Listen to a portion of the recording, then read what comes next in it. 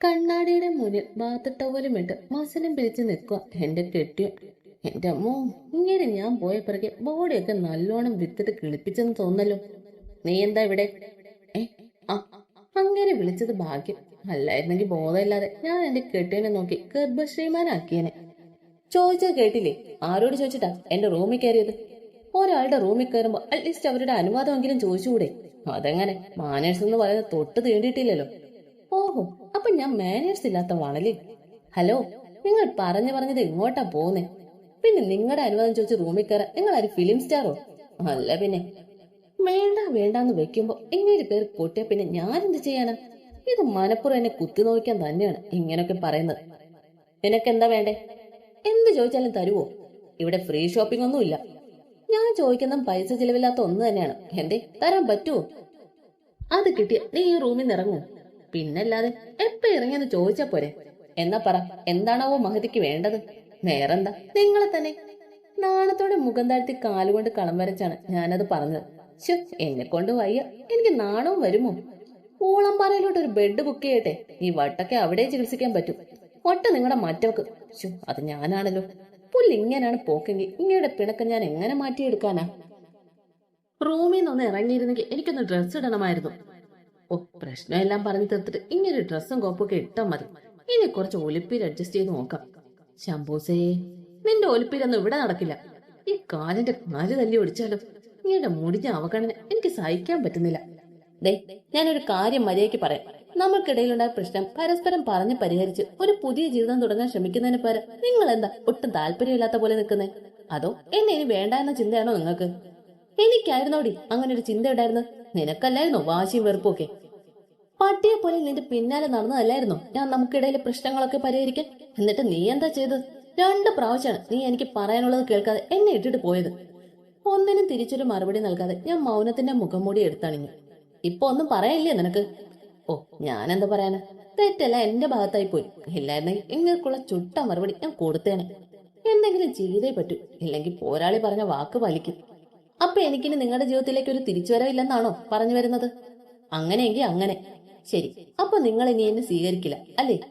കണ്ണുകുറിപ്പിച്ച് ശംഭൂസിന്റെ അരികിലേക്ക് നടന്നുകൊണ്ടാണ് ഞാനത് ചോദിച്ചത്. ശംഭൂസ് പിരികം ചൊളിച്ച് സംശയത്തോടെ നോക്കുന്നുണ്ടെങ്കിലും അതേ നിൽപ്പ് തന്നെയാണ്. എനിക്ക് നിന്നോട് ഇനി ഇതിനെക്കുറിച്ച് സംസാരിക്കാൻ താല്പര്യമില്ല. ഓഹോ, താല്പര്യമില്ലല്ലേ? അങ്ങയുടെ തൊട്ടടുത്താണ് ഞാനിപ്പോ നിൽക്കുന്നത്. പിന്നൊന്നും നോക്കില്ല, അങ്ങയുടെ കാലിലോട്ട് ഒറ്റ വീഴ്ചയായിരുന്നു. അയ്യോ, എന്നെ ഉപേക്ഷിക്കല്ലേ.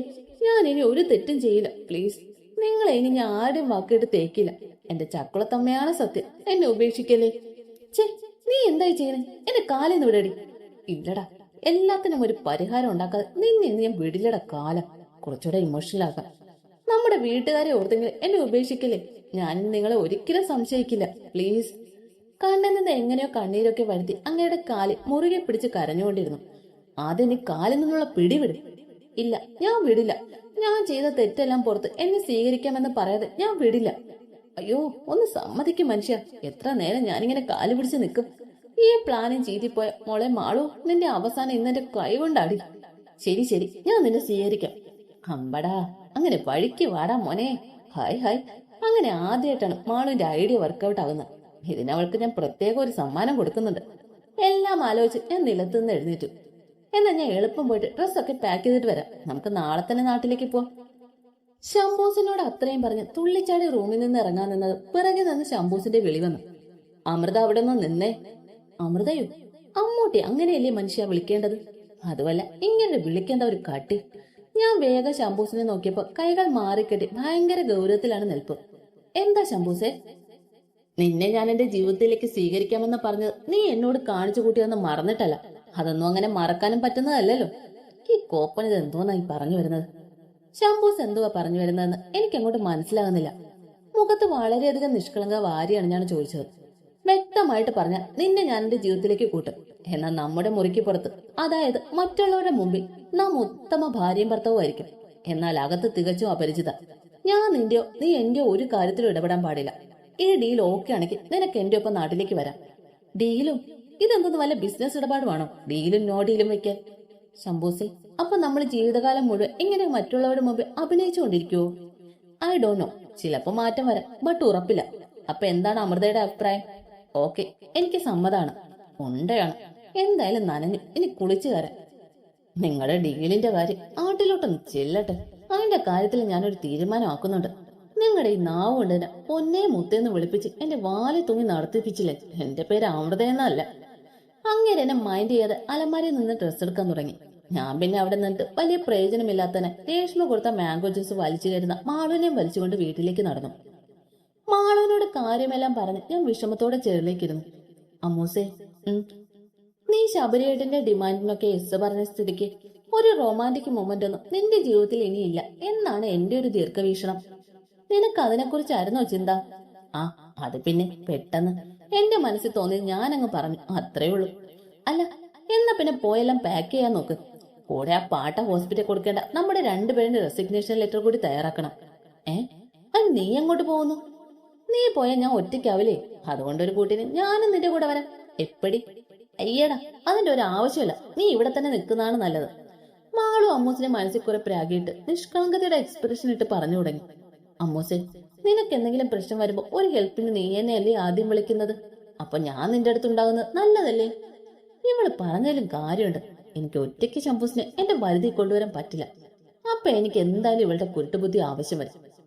ഇനി ആ ശംഭുക്കുരങ്ങൻ എന്തെങ്കിലും എനിക്ക് തിരിച്ചു പണിഞ്ഞ് കിട്ടുന്നത് ഇവൾക്കും കൂടെ ഷെയർ ചെയ്യാം. ആ, ഓക്കെ ഓക്കെ. എന്നാ നമുക്ക് ഒരുമിച്ച് ഹോസ്പിറ്റലിൽ ചെന്ന് റെസിഗ്നേഷൻ ലെറ്റർ കൊടുത്ത് എല്ലാവരോടും യാത്ര പറഞ്ഞിട്ട് ഇറങ്ങാം. അങ്ങനെ മാളുവും അമ്മൂസും ഹോസ്പിറ്റലിലെത്തി. ഡോക്ടർ ദർശന്റെ കൈ രണ്ടെണ്ണത്തിന്റെ റെസിഗ്നേഷൻ ലെറ്റർ വെച്ചു കൊടുത്തു. പുള്ളിക്കാരൻ ചിരിയോടെ വാങ്ങി തുറന്നു നോക്കിയിട്ട് ആദ്യം ഞെട്ടുകയും പിന്നീട് വിഷമത്തോടെ അവരെ നോക്കി വാടിയ പുഞ്ചിരി നൽകി. മാളുവേ, ഇങ്ങേർക്ക് നമ്മൾ പോകുന്നത് വളരെയധികം ദുഃഖത്തിലാഴ്ത്തിയെന്ന് തോന്നല്ലോ. കോപ്പാണ്. അങ്ങനെ ഇനി ആര് വായി നോക്കുന്ന വിഷമത്തിലാടി? ഓ, അങ്ങനെ. രണ്ടുപേരുടെയും കുശൂശിക്ക ശ്രദ്ധിച്ച ദർശൻ സംശയത്തോടെ നോക്കുന്ന കണ്ട രണ്ടും ഡീസന്റായി. അപ്പൊ നമ്മളിനി കാണില്ല അല്ലേ? ഇന്ന് നമ്മൾ 3 പേരുടെ അവസാന കൂടിക്കാഴ്ചയാണല്ലേ? ഈ ദർശൻ സാർ ഇത് എന്തോന്നാ ഒരുമാതിരി സെന്റി ഡയലോഗൊക്കെ ഏർക്കുന്നത്? ഇങ്ങേർക്കിനി ഏഷ്യന്റെ സീരീസ് കാണുന്ന പതിവുണ്ടാകും. സാർ വിഷമിക്കണ്ട, ഞങ്ങൾ ഇവിടെ നിന്ന് പോയിട്ടുണ്ടെങ്കിൽ പിന്നെ ഒരിക്കലും തിരിച്ചു വരില്ല. വാട്ട്? സാർ ഞെട്ടി അവളെ നോക്കി. സാറ് പ്രതീക്ഷിച്ച മറുപടി അല്ലായിരുന്നല്ലോ അവളുടെ വായിൽ നിന്ന് വീണത്. അയ്യോ സാറേ, ഞങ്ങൾക്ക് വട്ടില്ല. സാർ ഞങ്ങളെ തെറ്റിദ്ധരിച്ചിരിക്കുന്നു എന്ന് തോന്നുന്നു. ഇവളിത് കുളമാക്കും. വേഗം ഇവിടെ നിന്ന് ഇറങ്ങുന്നതാണ് നല്ലത്. അല്ലെങ്കിൽ എന്റെ കണവൻ എന്നെയും കൂട്ടാതെ പൊയ്ക്കളഞ്ഞാലോ. എന്നാ ശരി സാർ, ഞങ്ങൾ പോവാണേ. സാറിന്റെ മറുപടി പോലും കാത്തു നിൽക്കാതെ മാളുക്കോപ്പിനെയും വലിച്ചുകൊണ്ട് ഹോസ്പിറ്റലിലുള്ളവരോടെല്ലാം യാത്ര പറഞ്ഞിറങ്ങി. പോകാൻ നേരത്ത് ആ ലക്ഷണം കെട്ടവൾക്ക് ഒരു പണിയും കൂടെ കൊടുത്തിട്ടാണ് മാളു ഇറങ്ങിയത്. എന്താണെന്നറിയാനുള്ള ക്യൂരിയോസിറ്റി അവളോട് എന്ത് പണിയാണ് കൊടുത്തതെന്ന് ചോദിച്ചപ്പോ അത് വർക്കൗട്ട് ആവുമ്പോൾ പറയാമെന്ന് പറഞ്ഞു. കുറെ വട്ടം ചോദിച്ചെങ്കിലും അവൾ പറയില്ലെന്നുള്ള തപസ്സിൽ നിൽക്കുമായിരുന്നു. കാലത്തി മിച്ചുവേട്ടനോടും പിന്നെ ഒരു കാര്യവുമില്ലെങ്കിലും ആ രേഷ്മയോട് യാത്ര പറഞ്ഞ് കാറിൽ കയറിയത് മാള് 2 ട്രോളി ബാഗും കൊണ്ടുവന്നിട്ട് ശംഭൂസിനോട് അതൊക്കെ എടുത്ത് ഡിക്കിൽ വെക്കാൻ പറഞ്ഞ് ഡോർ ഓപ്പൺ ചെയ്ത് എന്റെ കൂടെ കയറിയിരുന്നു. ലക്ഷണം കെട്ടവൾക്ക് കൊടുത്ത പണി പറയാത്ത ദേഷ്യത്തിൽ ഞാൻ അവളെ ഡോർ തുറന്ന് ചവിട്ടി വെളിയിലേക്ക് ഇട്ടു. ഡിക്കിയിലേക്ക് കുത്തിക്കയറ്റാൻ പോയ അവളുടെ പണ്ടാരം എടുത്ത് അവളുടെ നേർക്കെറിഞ്ഞു. നിന്റെ മോഹം അങ്ങ് മനസ്സിലിരിക്കട്ടെടി. ഓസനെ കാറിൽ കയറി വരാന്ന് വിചാരിച്ചു. കാശ് കൊടുത്ത് ബസ്സിൽ പൊടി കോപ്പേ. അതും പറഞ്ഞ് അവളെ പുച്ഛിച്ച് ശംഭൂസിനെ വലിച്ചു കയറ്റി കാർ സ്റ്റാർട്ട് ചെയ്തു. ആഹാ, എന്താണെന്നറിയില്ല, മനസ്സിനിപ്പോ എന്തോ ഒരു ആശ്വാസം തോന്നുന്നുണ്ട്. ചിലപ്പോ മാളുവിനിട്ടൊന്നും കൊടുത്തതുണ്ടാവും. ഇനി ചെല്ലുന്നിടത്ത് എനിക്ക് എന്താണോ കരുതി വെച്ചേക്കുന്നത്. ഞാൻ ശംഭൂസിനെ നോക്കി. ആൾ ഗൗരവത്തിലാണ്. ഡ്രൈവിംഗിലാണ് ശ്രദ്ധ മുഴുവൻ. ഇങ്ങോട്ടൊരു ലുക്ക് പോലും ഇല്ല. ഇങ്ങനെ ഞാൻ എങ്ങനെ വളച്ച് കുപ്പിയിലാക്കും? ഇതേ സമയം മാളു കാലിപ്പിൽ അമ്മൂസ് തള്ളിയിട്ടതിന്റെ എഫക്റ്റ്. നിലത്ത് നിന്ന് എഴുന്നേക്കാതെ അമ്മൂസിനെ കുറെ തെറിയും വിളിച്ച് അവൾക്ക് കൊടുക്കാൻ ഒരു മുട്ടം പണി പ്ലാൻ ചെയ്തു. പിന്നെ പെട്ടെന്ന് തലയ്ക്കകത്ത് ബൾബ് കത്തിയതുപോലെ മാളു ഫോൺ എടുത്ത് ഒരാളുടെ നമ്പർ ഡയൽ ചെയ്തു. സംസാരിച്ചെല്ലാം കഴിഞ്ഞത് മാളുവിന്റെ ചുണ്ടിൽ നിഗൂഢമായൊരു പുഞ്ചിരി തെളിഞ്ഞു. നീ നാട്ടിലോട്ട് ചെല്ലടി. നീ ഒരിക്കലും പ്രതീക്ഷിക്കാത്ത ഗിഫ്റ്റ് ഞാൻ നിനക്ക് വേണ്ടി ഇറക്കുമതി ചെയ്തിട്ടുണ്ട്. Just wait and watch. അയ്യോ, ആ! മാളു മനസ്സിൽ അതും പറഞ്ഞ് നിലത്ത് നിന്ന് എഴുന്നേറ്റത് നടു ചെറുതായൊന്ന് ഉളുക്കി. അയ്യോ, എന്റെ നടു പോയി. അവളുടെ മുടിഞ്ഞ ചവിട്ട് പണി തന്നെന്നാ തോന്നേ. കാലമാടത്തി. ഓരോന്ന് പിറുപിറുത്ത് മാളു ട്രോളി ബാഗും എടുത്ത് നടുവിന് കൈയും താങ്ങി നടന്നു. ആദ്യം എന്റെ കെട്ടിയന്റെ വീട്ടിലേക്കാണ് എത്തിയത്. അമ്മായിയച്ഛനെ ദൈവമേ കുറെ സെന്റിയൊക്കെ അടിച്ചും വീഴ്ത്തി രണ്ടും എന്റെ സൈഡിലായി. ദൈവമേ ഞാൻ ക്ഷീണിച്ചു പോയെന്നും പറഞ്ഞ് ചോറും 10 കൂട്ടം കറി എന്റെ മുന്നിൽ കൊണ്ട് നിർത്തി വെച്ചു. ഞാൻ പിന്നെ ശംഭൂസിനോടുള്ള ദേഷ്യം ചോറിന്റെ കൂടെ 10 കൂട്ടം കറിയും കൂട്ടി കുഴച്ച് ആക്രമിക്കാൻ തുടങ്ങി. എല്ലാം കഴിഞ്ഞത് വയറൊക്കെ ഇപ്പൊ പൊട്ടുമെന്ന രീതിയിലായി. പിന്നെ ഒരു ഉറക്കൊക്കെ പാസാക്കി എഴുന്നേറ്റത് ശംഭൂസ് ഫോണിൽ വിച്ചുവേട്ടനുമായി സംസാരിക്കുകയായിരുന്നു. രേഷ്മയുടെ ഹെൽത്തിനെ കുറിച്ചാ സംസാരം. എന്റെ ഹെൽത്തിനെ കുറിച്ച് ഇങ്ങർക്കും ഒരു ചിന്തയില്ലേ? ചിലപ്പോ എന്റെ തീറ്റ കണ്ടപ്പോ ഹെൽത്തിന്റെ കാര്യത്തിൽ എനിക്കൊരു പ്രശ്നമില്ലെന്ന് മനസ്സിലാക്കാണ്. പിന്നെ അമ്മായിയച്ഛന്റെ ദേവമ്മയുടെയും കൂടെ ഞാൻ വർക്ക് ചെയ്യുന്ന ഹോസ്പിറ്റലിലെ കാര്യമൊക്കെ അങ്ങ് എഴുന്നള്ളിച്ചു. കൂടുതലും മാളുവിന്റെ പൊട്ടത്തരങ്ങളാണ് പറഞ്ഞത്. അത് കേൾക്കുമ്പോ തന്നെ രണ്ടെണ്ണത്തിനും ചിരി വരും. ഞാനും ചിരി വരുന്ന പല പൊട്ടത്തരങ്ങളും അവിടെ കാണിച്ചു കൂട്ടിയിട്ടുണ്ട്. അതൊന്നും ഞാൻ പറഞ്ഞില്ല. കാണാം, വെറുതെ എന്തിനാ എന്നെ കുറിച്ചുള്ള നെഗറ്റീവായിട്ടുള്ള വിവരങ്ങൾ ഞാനായിട്ട് തന്നെ പറഞ്ഞു കൊടുക്കുന്നത്? അതൊക്കെ തെറ്റല്ലേ? നമ്മൾ ഒരിക്കലും അങ്ങനെ ചെയ്യാൻ പാടില്ല. അല്ല മോളെ, നീയും മാളും ഒരുമിച്ച് റെസിഗ്നേഷൻ ലെറ്റർ കൊടുത്തെന്നല്ലേ പറഞ്ഞത്? എന്നിട്ട് മോളുടെ കൂടെ എന്താ മാളും വരാഞ്ഞേ? ഓ, മോട് പോയി. ഈ അമ്മാച്ചന് വേറൊന്നും ചോദിക്കാനില്ലേ? ദേവമ്മ മറുപടിക്കായി എന്നെ തന്നെ ഉറ്റുനോക്കുകയാണ്. അത് പിന്നെ ഞാൻ അവളോട് ഒത്തിരി വട്ടം പറഞ്ഞതാ എന്റെ കൂടെ വരാൻ. ബട്ട് അവൾ വരില്ലെന്ന് ഭയങ്കര വാശിയിലായിരുന്നു. കാരണം വേറൊന്നുമില്ല, എനിക്ക് ശംഭൂസിനോടെ ഒരു കട്ടുറുമ്പാകാൻ അവൾ ആഗ്രഹിച്ചില്ല. അത്രയ്ക്ക് സ്നേഹമാ അവൾക്ക് എന്നോട്. ഓ, ഇത് വല്ലോ ആ മാളത്തിന്റെ കേട്ടിരുന്നെങ്കിൽ എന്റെ ചക്കുളത്തമ്മയെ ഓർക്കാൻ വയ്യ. ആഹാ, മോൾക്ക് മാത്രം ശബരിമോ ശംഭൂസായോ? ദേവമ്മയുടെ ചോദ്യത്തിൽ ഞാൻ നാണത്തോടെ തലകുനിച്ചു. ഇങ്ങനെയെങ്കിലും അവർ വിചാരിക്കട്ടെ ഞാനും ശംഭൂസും കട്ട പ്രണയത്തിലാണെന്ന്. പിന്നെ ഉറക്കം വന്നത് എല്ലാവരും കിടക്കാനായി പോയി. റൂമിൽ വന്നപ്പോ ശംഭൂസ് കാര്യമായിട്ട് ഫോണിൽ കുത്തിയിരിക്കുക. എന്നെ കണ്ടിട്ട് നോ മൈൻഡ്. അങ്ങനെ വിട്ടാ പറ്റില്ലല്ലോ. നാളെ തൊട്ട് ഇങ്ങൾക്കുള്ള ട്രീറ്റ്മെന്റ് കൊടുത്തുവിടാം. ഇപ്പൊ പോയി സുഖമായിട്ട് ഉറങ്ങാം. കട്ടിലേക്ക് കിടന്നതും കെട്ടിയോൻ പറഞ്ഞു കേട്ട് ഞാൻ ഞെട്ടി എഴുന്നേറ്റു. നാളെ നിന്റെ വീട്ടിലേക്ക് പോണം. എന്തിന്? എന്തിനൊന്നും, നീ എന്തോ വലിയ കാര്യം സാധിക്കാൻ വേണ്ടി ഒളിച്ചോടിയതല്ലേ? അപ്പൊ ഈ തിരുമുഖം അവിടെ ഉള്ളവർക്കൊന്ന് ദർശിക്കണമായിരുന്നു. എന്തേ, ഇനി അതിനെന്തെങ്കിലും എതിർപ്പുണ്ടോ? നാളെ തന്നെ ഇങ്ങയുടെ ചെവി വിം കളിക്കാലോ. കുറെയായി ഇങ്ങനെ എന്നോട് കുത്താൻ തുടങ്ങിയിട്ട്. ഇങ്ങനെ പറഞ്ഞിട്ടും കാര്യമില്ല. എന്നെ ഇങ്ങോട്ട് കെട്ടിക്കൊണ്ടുവന്ന നാൾ മുതൽ ഞാനല്ലായിരുന്നു അങ്ങോട്ട് കുത്താൻ തുടങ്ങിയത്. അപ്പൊ എനിക്ക് ഇങ്ങനെ തന്നെ വരണം. വിമ്മൊക്കെ ഇപ്പൊ ഔട്ട് ഓഫ് ഫാഷന്. വേറെ പുതിയതെങ്കിലും പരീക്ഷിക്കാം. അല്ലെങ്കിൽ തന്നെ ആദ്യ രാത്രി കൊടുത്ത 100 ചെറുനാരങ്ങയുടെ ശക്തിയുള്ള പാല് കുടിച്ചതിന് ശേഷം ഇങ്ങനെ പിന്നെ രാത്രിയിലെ പാലുകുടി പോലും നിർത്തിയിരുന്നു. അതുകൊണ്ട് എന്റെ കയ്യിൽ നിന്ന് എന്തെങ്കിലും വാങ്ങുമോന്ന് തന്നെ സംശയം. നാളെ വീട്ടിൽ പോകുന്ന കാര്യമോർത്ത് എന്റെ നെഞ്ചു കിടന്ന് ബാൻഡടി മേളം തുടങ്ങി. എന്റെ വീട്ടുകാർക്കാണെങ്കിൽ മരുമോൻ കഴിഞ്ഞിട്ടേ ഉള്ളൂ ഞാൻ. അപ്പൊ പിന്നെ നാളെ സ്പെഷ്യലായിട്ട് ഒരാളുടെ കയ്യിൽ നിന്ന് വാങ്ങിച്ചു കൂട്ടേണ്ടി വരും. മാളുവിനെയും കൂടെ വിളിക്കായിരുന്നു. അടി വല്ലതും കിട്ടുകയാണെങ്കിൽ അവൾക്കും കൂടെ ഷെയർ ചെയ്യായിരുന്നു. ബട്ട് കാറിൽ നിന്ന് അവളെ ചവിട്ടി പുറത്താക്കിയതിന്റെ ദേഷ്യത്തിൽ അവൾ എനിക്ക് കിട്ടുന്നെങ്കിൽ പണി തരാനുള്ള പ്ലാനിലായിരിക്കും ഇപ്പോ. അതുകൊണ്ട് അവളുടെ എന്റെ വീട്ടിൽ പോകുന്ന കാര്യമൊക്കെ മറന്ന് ഇപ്പൊ സുഖമായി കിടന്നുറങ്ങാം. എന്നിട്ട് നാളെ രാവിലെ ടെൻഷൻ അടിച്ചു തുടങ്ങാം. ഇറങ്ങുന്നില്ലേ? ഉറക്കം നഷ്ടപ്പെട്ട ദേഷ്യത്തിൽ ശംഭൂസിനെ കൂർപ്പിച്ചു നോക്കി. ശംഭൂസിൽ നിന്ന് പതിയെ കണ്ണുകൾ മാറ്റിയത് എന്റെ വീട്ടിലേക്ക് പതിഞ്ഞു. എന്റെ ചക്കുളത്തമ്മയെ, ഞാൻ ഇത്ര പെട്ടെന്ന് എത്തിയോ? കാറിൽ നിന്ന് ഇറങ്ങിയത് വിളിക്കാവുന്ന ദൈവങ്ങളെ ഒക്കെ മനസ്സിൽ വിളിച്ചുകൊണ്ടിരുന്നു. എപ്പോഴാ പോരാളിയുടെ അറ്റാക്ക് വരുന്നതെന്ന് പറയാൻ പറ്റില്ല.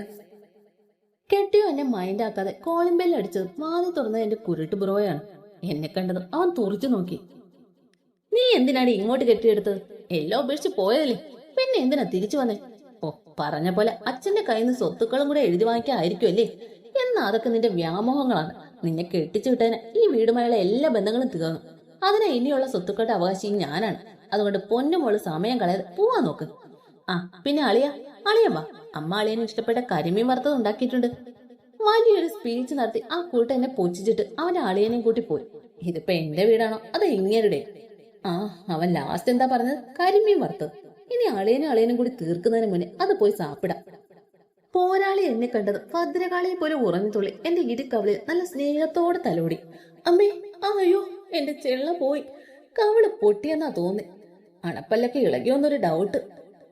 അച്ഛൻ എന്നെ കണ്ടത് ഇനി ഇതുപോലെയൊന്നും കാണിച്ചു കൂട്ടാതിരിക്കാൻ തലയെ തൊട്ട് സത്യം ചെയ്യാൻ പറഞ്ഞു. പിന്നെ ഒരു കള്ളസത്യം ഇടാനാണോ പാട്? ഞാൻ മനസ്സിൽ പുച്ഛിച്ച് കുരുട്ടിന്റെ തലയെ തൊട്ട് സത്യം ചെയ്തു. അവ അപ്പൊ തന്നെ കൈതട്ടി മാറ്റി. അല്ല പിന്നെ, ഇനി അഥവാ ഒരു പ്രത്യേക സാഹചര്യത്തിൽ എനിക്ക് പിന്നെ ഒളിച്ചോടേണ്ടി വന്നാലോ? അങ്ങനെ വല്ലതും സംഭവിച്ച എന്റെ തല ചിന്ന ഭിന്നായി പോവില്ലേ? കുരുട്ടിന്റെ തലച്ചോറാണെങ്കിൽ ഒന്നിനും ഉപകരിക്കാത്ത ഒന്നാണ്. അത് പൊട്ടിത്തെറിച്ചാൽ എന്ത്, ഇല്ലെങ്കിൽ എന്ത്. അച്ഛനും കുരുട്ടും കെട്ടിയോനെ എന്നെ നല്ല രീതിയിൽ കണ്ണുരുട്ടുന്നുണ്ട്. ഇതൊക്കെ ആര് ശ്രദ്ധിക്കുന്നു? അച്ഛന്റെ മുഖഭാവം വിളിച്ചു തോന്നുന്നുണ്ട് ഞാൻ ഒരിക്കലും നന്നാകാൻ പോവില്ലെന്ന്. എന്റെ ചക്കുളത്തമ്മേ, അച്ഛനെങ്കിലും എന്നെ മനസ്സിലാവുന്നുണ്ടല്ലോ. ഭാഗ്യത്തിന് പോരാളി അടുക്കളയിൽ, അല്ലായിരുന്നെങ്കിൽ എന്റെ ചാവാടൊക്കെ ഇപ്പൊ എടുത്തേനെ. വയറ്റിൽ നിന്ന് എന്തൊക്കെയോ ശബ്ദങ്ങൾ കേട്ടത് മനസ്സിലായി. ഫുഡാനുള്ള മുറവിളി കൂട്ടുകയാണെന്ന്. പിന്നെ എല്ലാം പെട്ടെന്നായിരുന്നു. എന്തൊക്കെയോ വായിലോട്ട് കയറ്റിയത് മാത്രം ഓർമ്മയുണ്ട്. ആഹാരം ഏതാണെന്ന് പോലും ഞാൻ ശ്രദ്ധിച്ചില്ല. അത്രയ്ക്ക് കോൺസെൻട്രേഷൻ ഉണ്ട് എനിക്ക്. അളിയൻ എന്തിനാ ഈ കോന്തിയെ തിരിച്ചു വിളിച്ചോണ്ട് വന്നേ? പോയെന്ന് വിചാരിക്കണം, അല്ലാതെ പുറകെ നടന്ന് അതിനെ കണ്ടെത്തുകയല്ല ചെയ്യേണ്ടത്. ഒരു ഏമ്പക്കം വിട്ട് സിറ്റൗട്ടിലെ ചെയറിൽ നിന്ന് ഫുഡ് കഴിച്ചതിന്റെ കീടാണുക്കളെയൊക്കെ ഒരു കമ്പ് കൊണ്ട് പല്ലിൽ നിന്ന് കുത്തിക്കളയുമ്പോഴായിരുന്നു ഉരുട്ടിന്റെ എന്നെ കുത്തിക്കൊണ്ടുള്ള പറച്ചു കേട്ടത്. ഇവനെ ഒരു പാഠം പഠിപ്പിക്കണം. അതിനു മുമ്പ് അങ്ങയുടെ മറുപടി അറിയാൻ ഞാൻ ചെവി കുറിപ്പിച്ചു വെച്ചു. അതിനാര് പുറകെ നടന്നു? ചിലരൊക്കെ എന്റെ കാല് പിടിച്ച് കരഞ്ഞതുകൊണ്ട് മാത്രം ഞാൻ കൂട്ടിക്കൊണ്ടു വന്നു, അത്രേ ഉള്ളൂ. ഇനി എന്നെ വേണ്ടാന്ന് പറഞ്ഞു പോയാലും എന്നെ മനസ്സിലാക്കാൻ കഴിയുന്ന ഒരു സുന്ദരി പെണ്ണിനെ അങ്ങ് കെട്ടി കൂടെ കൂട്ടും, അത്ര തന്നെ. കൊണ്ടു ആണി നല്ല ശക്തി തന്നെ നെഞ്ചിലേക്ക് തറച്ചു കയറിയിട്ടുണ്ട്. ഓഹോ, അപ്പൊ ഞാൻ കാത്തിരിക്കുകയായിരുന്നല്ലേ മനുഷ്യ നിങ്ങൾ? അതിന് സപ്പോർട്ടായിട്ട് എന്റെ പൊന്നാര ബ്രോയ് എല്ലാത്തിനും ഞാൻ കാണിച്ചു തരുന്നുണ്ട്. ഓ ഐ സി. ഇനി ഇവള് പോയ അളിയ ഡോൺ വറി, അളിയന്റെ പെണ്ണിനെ ഞാൻ കണ്ടുപിടിച്ചു തരാം. പെണ്ണ് വേറെ ആരുമില്ല, ഞങ്ങളുടെ കുടുംബത്തിൽ നിന്ന് തന്നെയാണ്. പേര് ഭാഗ്യലക്ഷ്മി. ഇവളെ പോലൊന്നുമല്ല, ഒരു പാവ നാട്ടുംപുറത്തുകാരി പെണ്ണാണ്. എന്റെ അപ്പച്ചിയുടെ മോള. ഇവ പോയപ്പോ അളിയനെ കൊണ്ട് ചേച്ചിയെ കടിക്കാനായിരുന്നു ഞങ്ങളുടെ എല്ലാം പ്ലാൻ. ഇവൾ തിരിച്ചു വന്നതുകൊണ്ട് ആ പ്ലാനും അങ്ങ് മുടങ്ങി. കേറിപ്പോടാ കുരുട്ടെ, അവന്റെ ഒരു ചേച്ചി. ഇനി ഈ വീട്ടിൽ ആ നാശത്തിന്റെ പേര് വല്ലതും പറഞ്ഞ കായ് ചൂണ്ടി അവനെ നേരെ ആക്രോശിച്ചു. കെട്ടിയോ അന്തം വിട്ട് നിൽപ്പുണ്ട്. എന്റെ ഈ ഭാവ അങ്ങനെ കണ്ടിട്ടില്ലായിരുന്നല്ലോ, അതാ. ഞാൻ കലിപ്പ് രണ്ടുപേരെ നോക്കിയിട്ട് റൂമിലേക്ക് കയറി വാതി വലിയ ശബ്ദത്തിൽ കൊട്ടിയടച്ചു.